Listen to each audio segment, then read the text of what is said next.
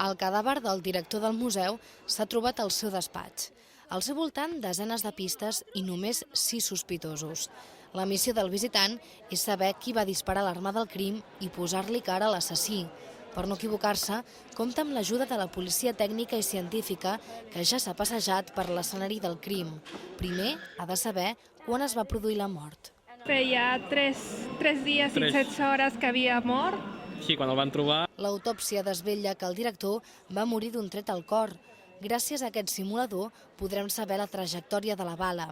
Les empremtes dactilars, les petjades, les marques de dents o l'ADN també ens ajudaran a fer una acusació ferma. Hemos llegado a la conclusión de que el director, el ADN de saliva, el contable de sangre y el cabello del taxidermista. Hi ha uns dibuixos i per comparatives es sapigués si és la mateixa arma la que va fer l'homicidi, no?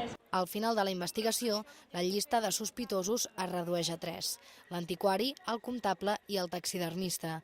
Els aprenents a detectius sembla que tenen clar qui és el culpable. Totes les proves condueixen cap a ell. És esquerrà, la pistola va ser disparada per un esquerrà. En aquesta també en les fibres i microfibres i ja està. I aquí hi ha petjades de sabates, coincideixen totes aquestes 4. I com és el que més coincideixen en totes, doncs penso que és aquest. La identitat de l'assassí és de moment secret de sumari. Al Museu de Ciències Naturals busquen una segona opinió d'un altre Sherlock Holmes.